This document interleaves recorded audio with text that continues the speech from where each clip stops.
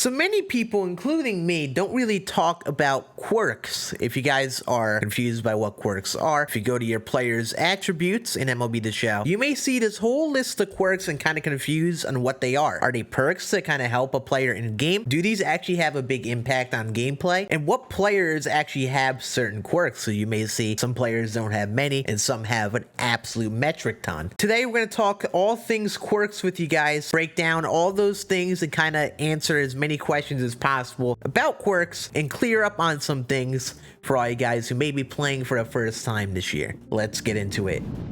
So quirks. I wouldn't say quirks are the biggest deal in the game. They aren't usually life-changing. It's not gonna make you want to use one player over another, in my opinion, but many players get a little bit of a boost because they have certain quirks. It'll make them a little bit more usable. It's something that doesn't entirely show on attributes. Let's look at Chipper Jones here. Many legend and flashback players not based on the current season have a very basic minimal set of quirks. For example, looking at Chipper Jones here, you'll see that many of these quirks don't really mean too much. Like, they show things like he excels at stealing bases, excels at hitting home runs, but it doesn't really impact anything in game. You know, a lot of these things are reflected on the attributes. He doesn't have any crazy quirks that help him perform better, and it's kind of to be expected. You know, for example, hitting machine, of course he excels at getting base hits. He has high contact. Excels at hitting homers because he has really high power. He rarely swings and misses because he has high vision and high contact. Like, all these things are things that could be directly attributed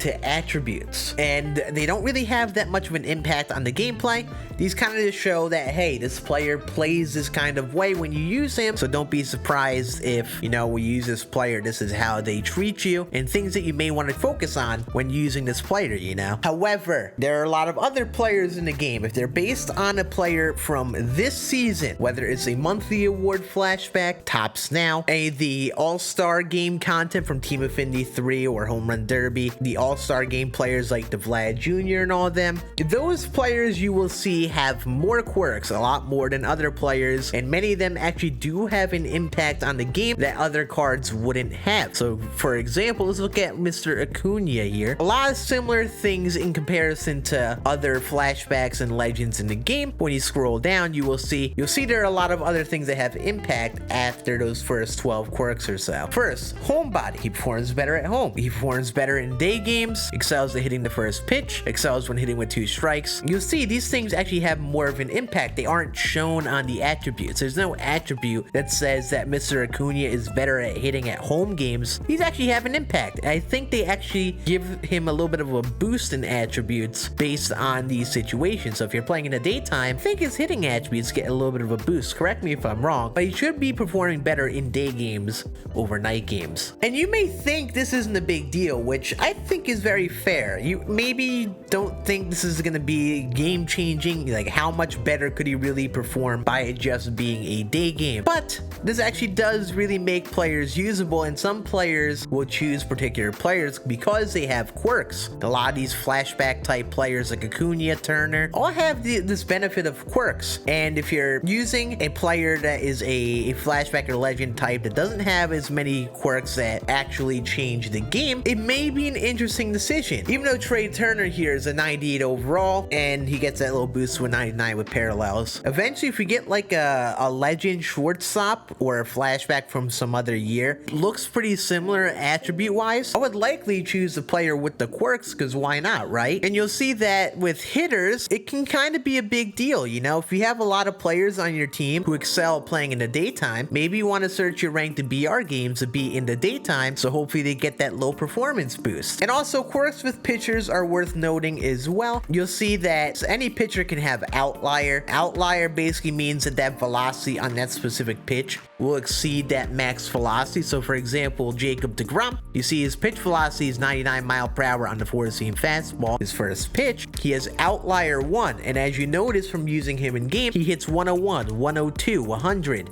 So he's consistently throwing above 99 miles per hour, and that's the benefit of outlier. You're gonna get the best velocities on those pitches. Part of the reason why Edward Cabrera here is so good, he has outlier 1. That sinker, which is normally 95 without outlier, will be going a lot faster because of outlier, and it sometimes hits 100, which is honestly really insane and difficult to hit. And then other than that, there are other quirks. I don't know how much of an impact they have with pitching. Obviously, DeGrom performs better at nighttime or when a team is losing and home, and this could be worth adding and noting when, again, searching for games with DeGrom. But obviously, if you're the away team playing at someone else's stadium in their time that they search the game, you can't control it, but you know, if you happen to be home, it may be worth noting that, hey, search at the daytime if I'm using X pitcher like Lance Lynn, who is better in the daytime. And these quirks actually do have a benefit. It's not going to make someone a god just because these quirks, but it does help a player perform better. It's part of the reason why Mike Trout is actually very solid. Yes, a lot of people see the attributes versus lefties, they think he's not great, but the quirks can help him a bit. He hits fastballs really well and breaking balls. He's a great situational hitter, and like those quirks actually have an impact on the game.